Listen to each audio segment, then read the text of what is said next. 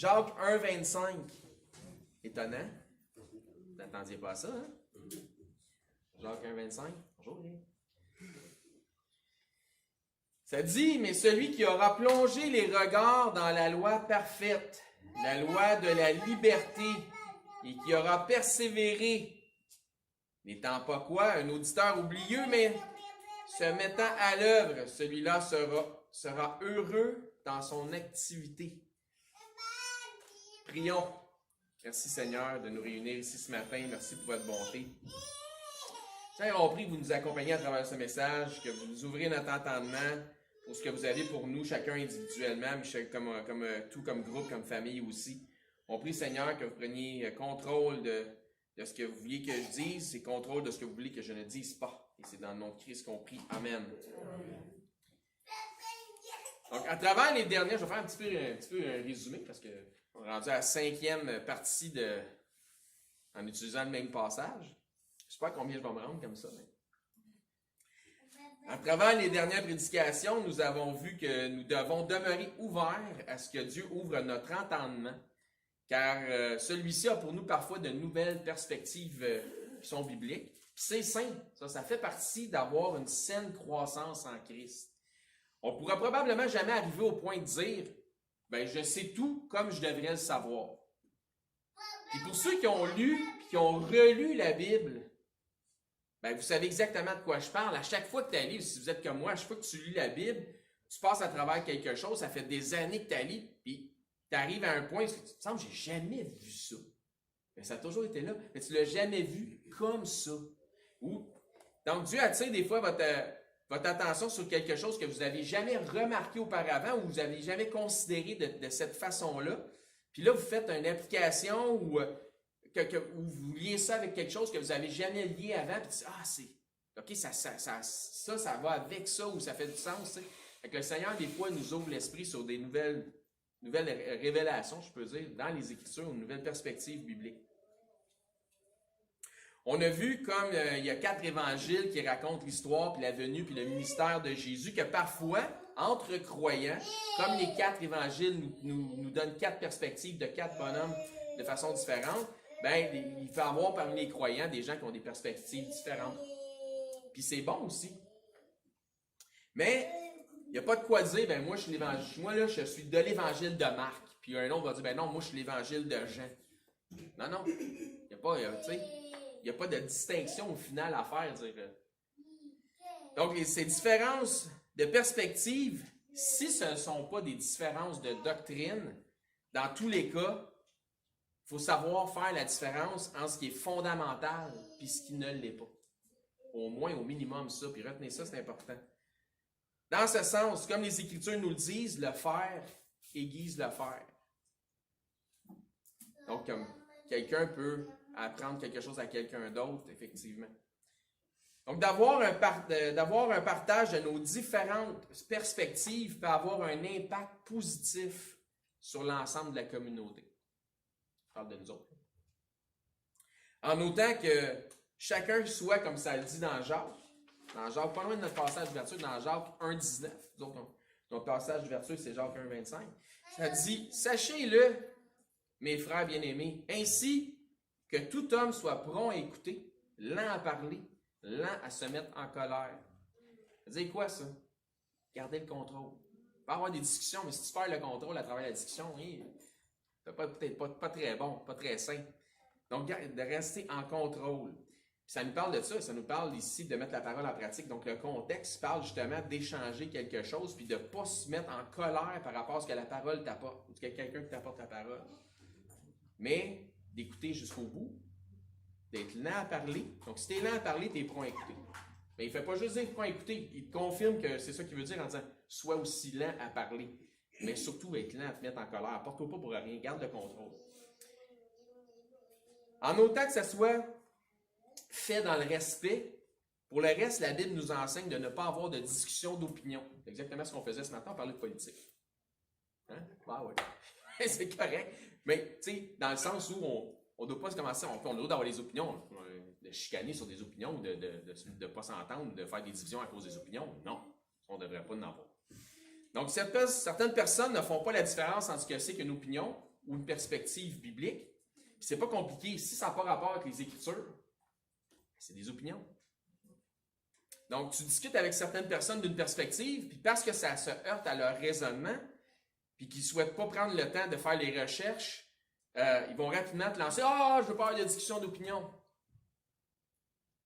Une perspective biblique, ce n'est pas nécessairement une opinion. Dans bien des cas, c'est plus qu'une opinion, c'est souvent puis habituellement une conviction. Ça se partage, on le doit. Le faire aiguise le faire. C'est important d'avoir ces discussions-là. Mais c'est important de ne pas s'emporter, c'est important de rester calme, de rester posé, de pouvoir discuter ensemble. Ça va arriver qu'on va avoir... Parce que tu ne peux pas avoir une discussion avec quelqu'un sur quelque chose où tu n'es pas d'accord sans savoir au départ que c'est impossible que tu l'offenses. Ça va arriver. Mais c'est à la personne qui écoute l'autre, ou c'est à la maturité des deux de dire « Hey, je ne me laisserai pas offenser. » Parce qu'on va avoir une discussion de franche vérité, puis on va rester dans l'unité, dans la charité. On ne s'emportera pas, on va rester comment ça nous dit? Pour écouter, lent parler, lent se mettre en colère. Question de maturité en Christ. Encore une fois, moi, dans mon cas, mes convictions n'ont pas à être vos convictions, puis vous devez laisser le Seigneur se révéler à travers sa parole. Mais je vous garantis une chose, c'est si vous ne vous mettez jamais le nez dans les Écritures, puis il y en a beaucoup dans les églises qui ne se mettent jamais le nez dans les Écritures, il y en a juste le dimanche, c'est tout. J'en ai connu beaucoup, puis qui me le confessent aujourd'hui. À leur honte, j'aurais fallu que je le fasse, donc c'est important de le faire. Mais si vous ne mettez jamais le nez dans les Écritures, si vous n'examinez jamais les Écritures, pour vous assurer que ce qu'on vous enseigne, c'est selon ce qui est écrit, que c'est selon une perspective biblique, qu'au moins qu'il y a de la substance dans les Écritures, mais vous allez être confus, puis vous ne marchez pas par conviction, vous allez marcher plutôt par confusion. Parce que vous allez marcher selon les convictions des autres et non selon vos propres convictions. Ça, c'est un problème dans bien des églises. On se fait s'imposer des choses, des affaires qui sont enseignées. On se fait enseigner, on se dit « Ah, ça a l'air bon, on prend ça, c'est correct. » Non, va vérifier, voir. Tu peux être surpris. Donc, ce que je veux dire, c'est que si je prêche quelque chose qui ne soit pas, qui soit une perspective que peut-être jusqu'à présent vous n'avez jamais considérée, vous avez trois choix, que ce soit moi ou n'importe qui.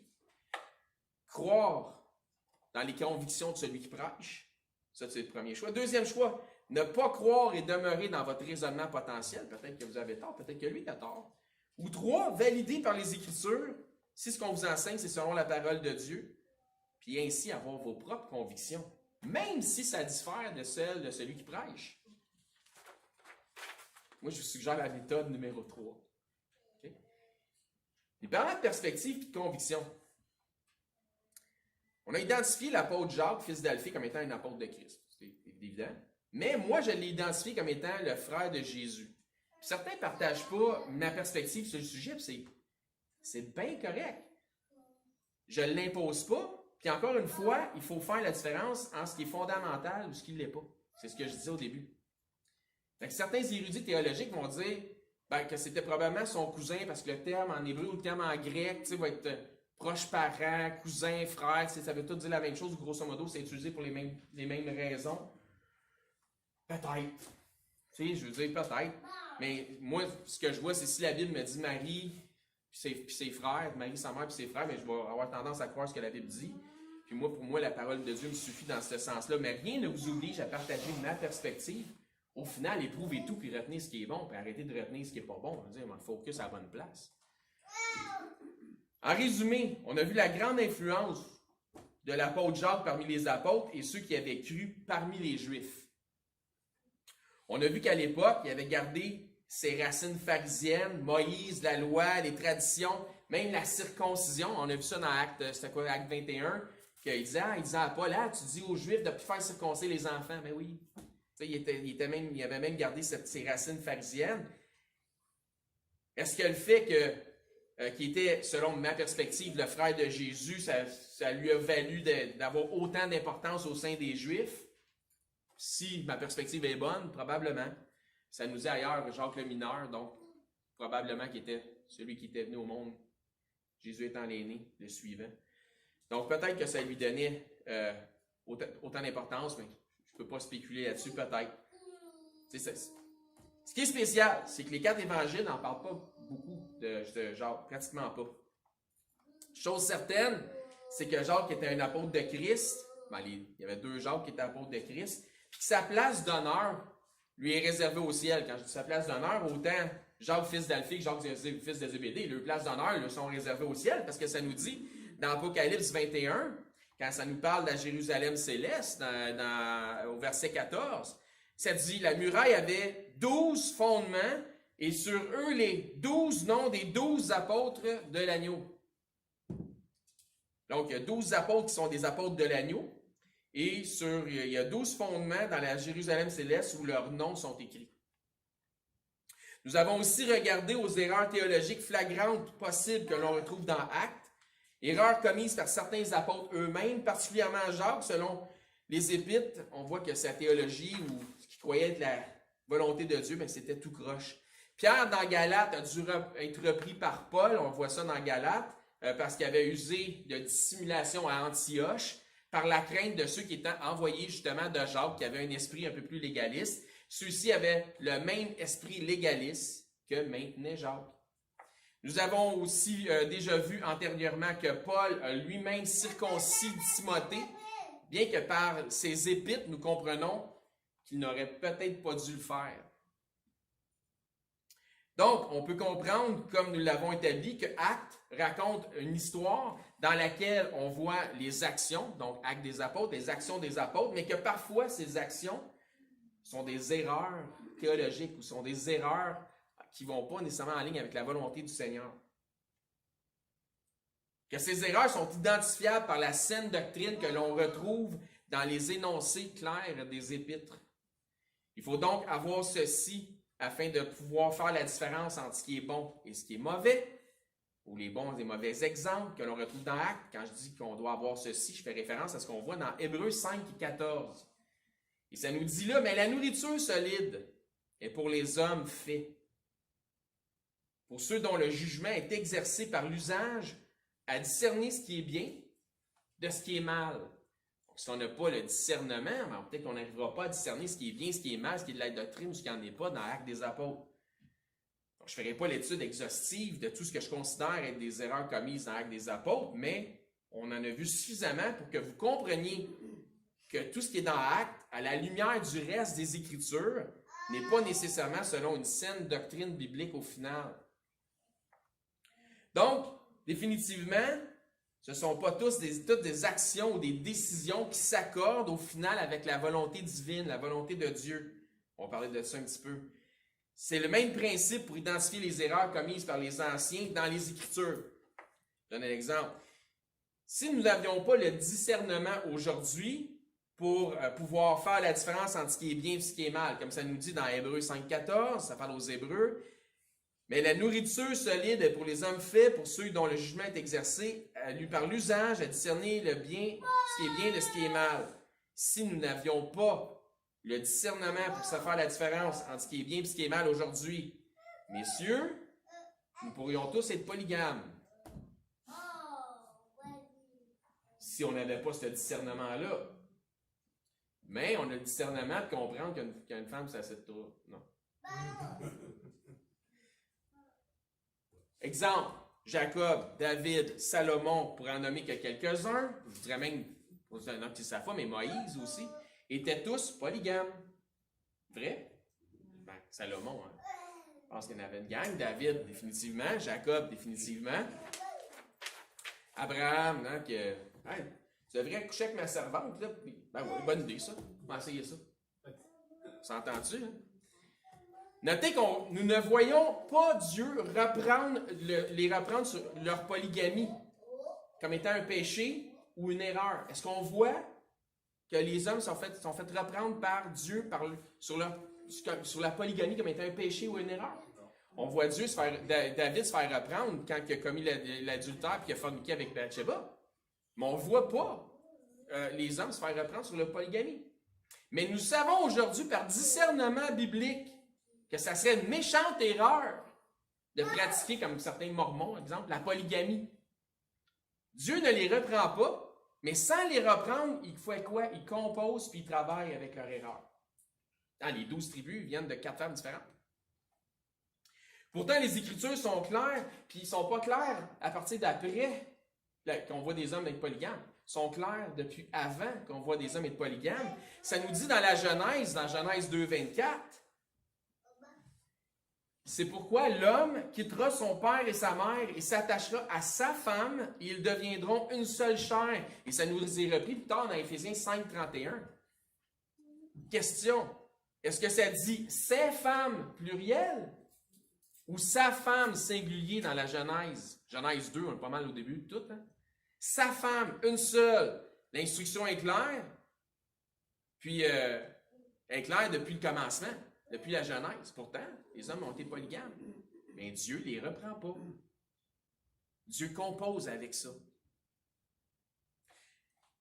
Donc, pourtant, si on suivait l'exemple de certains des patriarches et des anciens, en se basant sur le fait qu'ils n'ont pas été repris par le Seigneur dans leur polygamie, c'est-à-dire dans leurs erreurs théologiques, si vous voulez, que si c'était bon pour eux, ça devrait être bon pour nous. Hein? Si Dieu n'a rien dit, ben ça doit être correct. Si on faisait ce raisonnement-là, ben Dieu ne les a pas repris, là. Ça doit être correct. Ça doit être la saine doctrine. Est-ce qu'on ne serait pas autant dans l'erreur pour autant? On serait quand même dans l'erreur. Certainement qu'on serait dans l'erreur. De la même manière, puis on n'a pas besoin d'aller loin. Genèse 2, 24.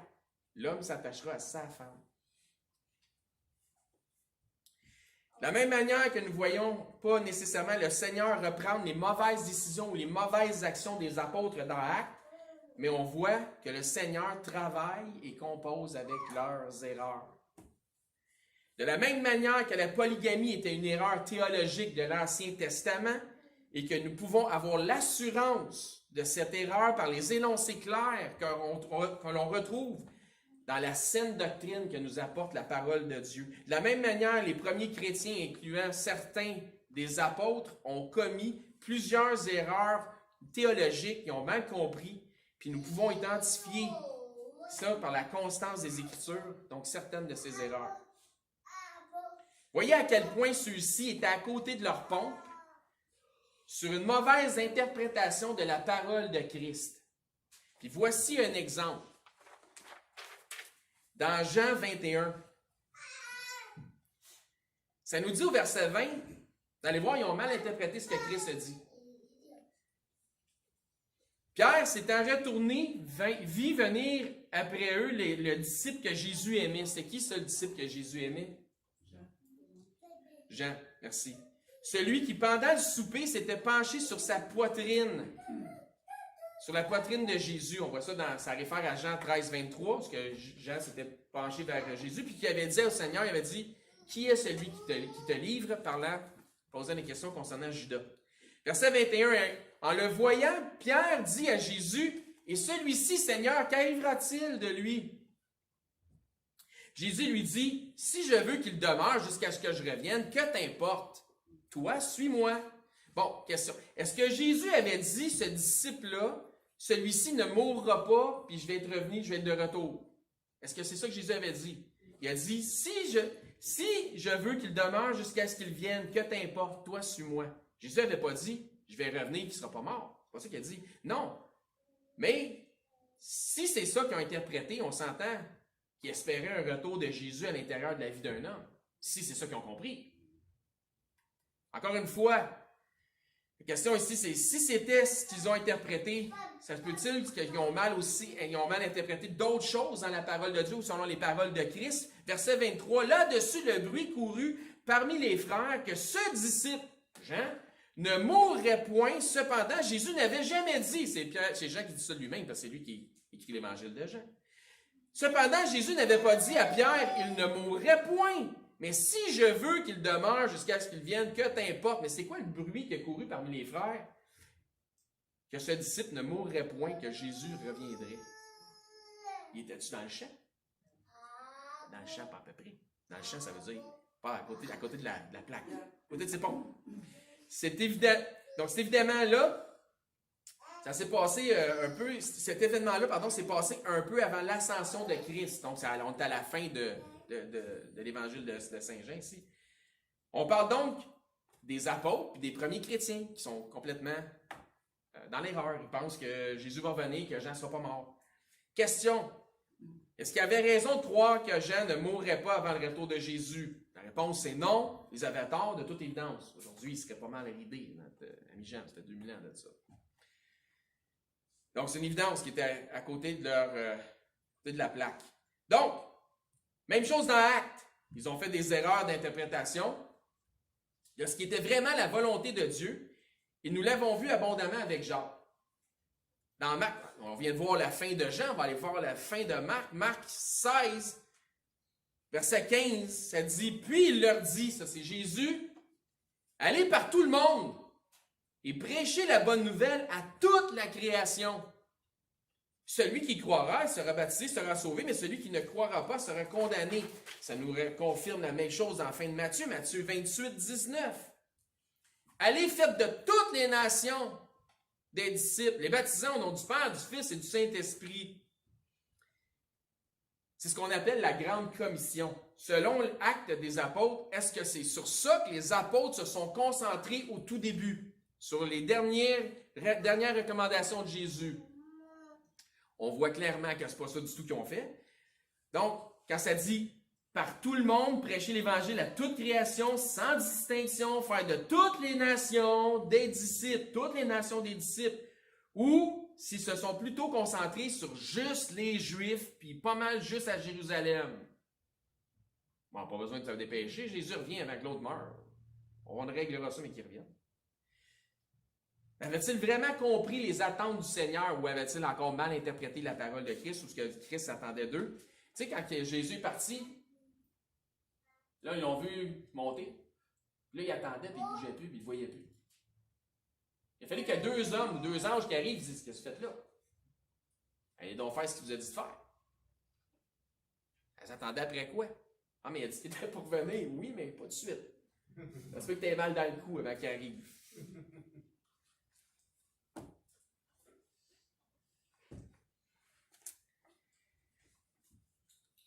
Peut-être qu'ils étaient restés plutôt sur ce que Jésus leur avait dit à un certain point dans Matthieu 10, 5. C'était dur pour des Juifs d'aller vers les nations. Ce n'était pas dans leur coutume, ce n'était pas dans leur tradition. Matthieu 10, 5, on vient de voir la fin de Matthieu, il dit « Allez, faites de toutes les nations ». Mais dans Matthieu 10, 5, il avait dit « Tels sont les 12 que Jésus envoya après leur avoir donné les instructions suivantes. N'allez pas vers les païens. » Ah, mais ça, avant, il avait donné une instruction qui ressemblait à ça. N'allez pas vers les païens et n'entrez pas dans les villes des Samaritains. Allez plutôt vers les brebis perdues de la maison d'Israël. Allez prêcher et dites, le royaume des cieux est proche. Qu'est-ce que Jésus leur a dit? Allez pas vers les païens, allez pas vers les Samaritains. Matthieu 10, 5. Matthieu 28, 19. Allez, faites de toutes les nations des disciples. Hop, hop, hop, hop, hop. Ça se peut-tu qu'ils sont restés pognés, pris dans leur pensée sur ce qu'ils les avait fait faire dans Matthieu 10, 5? C'est drôle parce qu'on voit Jésus qui s'en va vers la Samaritaine. On va en parler un petit peu. Puis quand je vois ça, qu'il dit « Allez pas vers la ville des Samaritains », laissez faire, je vais m'en occuper, vous n'êtes pas prêts. C'est comme ça que je le vois, tu sais. Est-ce possible qu'il était resté sur cette impression? Je veux dire, Dieu a dû tordre le bras de Pierre pour qu'il aille chez Corneille. Vous vous souvenez de ça dans Actes, ceux qui ont lu Actes? Dans Acte 10, on voit Pierre qui est en extase, avoir une vision qui lui montre toutes les quadrupèdes de la terre, puis Dieu qui lui dit dans la vision, « Pierre, lève-toi, tue et mange. » Et Pierre, il dit, « Ben non, je mange pas ça, moi, du porc, je suis juif. » Puis il s'obstine jusqu'à 3 fois avec le Seigneur qui lui dit, « Hey, c'est moi qui est boss. Je te demande pas ton opinion, je te dis quoi faire. » Je ne suis pas en train essayé d'avoir un débat avec toi, Pierre. Je suis en train de dire, voici ce que je veux que tu fasses. 3 fois. Tu sais, le fameux Pierre qui est prompt à dire, « Oh non, non, lave-moi pas les pieds. Oh non, mais lave-moi le corps au complet. Ah, moi, Jésus, je te réunirai jamais, je vais mourir pour toi. Je le connais pas, je le connais pas. Non, non, je mange pas ça du porc. Non, j'en mangerai pas. Non, jamais, non. » Le même gars, qui est tout le temps en train de s'astiner, qui est prompt à répondre, parler avant de penser, avant de réfléchir. Que tout homme soit lent à parler, prompt à écouter, lent à se mettre en colère. Pas plus parfait, les apôtres étaient sujets aux mêmes faiblesses qu'on a. Fait que Dieu s'est destiné pendant 3 fois avec Pierre, tout ça pour amener Pierre à obéir à la grande commission, aller par toutes les nations, faire des disciples de toutes les nations. D'aller aussi vers ceux des nations, de ne pas se borner qu'à prêcher aux Juifs. Mais Pierre ne voulait pas parce que les Juifs n'entraient même pas chez ceux des nations. Souvenez-vous que les Juifs ne parlaient même pas aux Samaritains. La femme samaritaine avait dit à Jésus, « Tu me parles? Tu m'adresses la parole? À moi, une Samaritaine? Toi qui es Juif? » Elle était sous le choc. Voici l'accueil chaleureux que Pierre a reçu des autres apôtres et des frères de Judée, des Juifs convertis au christianisme, là, des premiers chrétiens, lorsqu'il est revenu de chez Corneille, où il était parti faire exactement ce que Jésus leur avait commandé de faire avant son ascension. Dans Acte 11, 1, ça, c'est après la dispersion, puis même après avoir été obligé d'être dispersés en Samarie, ils n'ont comme pas eu le choix de commencer à parler aux Samaritains. Ça dit, les apôtres et les frères qui étaient dans la Judée apprirent que les païens avaient aussi reçu la parole de Dieu. Les apôtres et les frères qui étaient dans la Judée apprirent que les païens avaient aussi reçu la parole de Dieu. Qu'est-ce que Jésus les avait demandé? Aller dans toutes les nations, faire des disciples de toutes les nations. Puis là, on va parler comme un ado, là, il était super full content quand ils ont appris ça parce qu'ils se souvenaient très bien que Jésus les avait ordonné, comme on le voit dans Matthieu 28, à aller faire de toutes les nations des disciples. Fait que là, il était content que quelqu'un avait vraiment fait un pas par la foi puis obéi au Seigneur. Puis ça me dit, au verset 2, « Et lorsque Pierre fut monté à Jérusalem, les frères circoncis en des Juifs messianiques qui croyaient en Christ l'accueillaient avec une grande joie parce qu'il avait accompli ce que Jésus leur avait demandé de faire. » Ah non, c'est pas ça qui est écrit. Les frères circoncis lui adressèrent des reproches en disant, « T'es entré chez des incirconcis et t'as mangé avec eux autres. J'espère que t'as pas mangé du cochon. » Mais qu'est-ce que tu fais, Pierre? As-tu décidé de laisser de côté nos traditions pour enfin véritablement faire ce que Jésus nous a commandé de faire? Mais t'es un malade! Question. Est-ce que leur raisonnement était selon la volonté de Dieu ou était-ce une erreur d'interprétation de la volonté de Dieu? On s'entend, hein? C'est une erreur. On voit ça où dans Actes? Il était définitivement à côté de la traque, comme on dit en bon québécois. S'ils avaient vraiment compris dès le départ la volonté on ne peut plus claire du Seigneur, ils auraient félicité Pierre de lui, au lieu de lui faire des reproches, n'est-ce pas? Il faut comprendre que les apôtres n'étaient pas mal intentionnés. Ils avaient simplement une mauvaise conception ou une mauvaise interprétation de la volonté de Dieu. Ils croyaient, comme nous aujourd'hui, que Jésus revenait bientôt. Donc, à quoi ça sert de parcourir le monde? Jésus revient bientôt. Comme j'ai dit tantôt, on réglera ça, mais qu'il revienne, ça va être bien plus facile. Pourtant, il y a plein d'exemples et de prophéties dans l'Ancien Testament qui auraient dû leur mettre, si on veut, la puce à l'oreille. Exemple de Jonas, que Jésus a donné un exemple de Jonas, puis c'est un exemple qui est flagrant. Jonas a été 3 jours et 3 nuits dans le poisson. Ensuite, il a prêché la repentance à Ninive, puis qui étaient des gens d'une autre nation qui n'étaient pas des Juifs, parce que Dieu voulait sauver les âmes de ceux de Ninive. Hein? Ce n'était pas juste qu'il ne voulait pas détruire la place, il ne voulait pas tuer le monde, parce qu'il voulait sauver les âmes.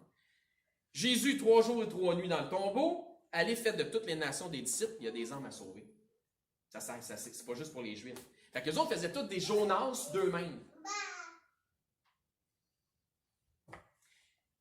Par la suite, après l'exemple de Corneille, qui aurait dû être assez révélateur de la volonté de Dieu, est-ce que les apôtres ont parcouru le monde et les nations pour faire des disciples? Non! Une chance qu'il y avait Paul. Ça a pris la persécution pour les dissiper dans toute la Judée, puis enfin, dans la Samarie, enfin, ils se sont mis à parler aux Samaritains, puis à amener l'Évangile aux Samaritains. Puis encore une fois, Dieu ne les reprend pas. On ne voit pas que Dieu envoie un ange. Je veux dire, non, là, vous ne comprenez pas, je vous l'ai dit, là, d'aller parmi toutes les nations. Pourtant, il envoie un ange délivrer Pierre de la prison. Dieu compose avec leurs erreurs. Il n'envoie personne pour lui dire, vous êtes dans le champ. Il compose avec leurs erreurs. Éventuellement, comme il n'avait pas assez compris, en 70, 35, 40 ans plus tard, Dieu a détruit Jérusalem, le temple, le pays d'Israël, éparpillé les Juifs partout dans le monde.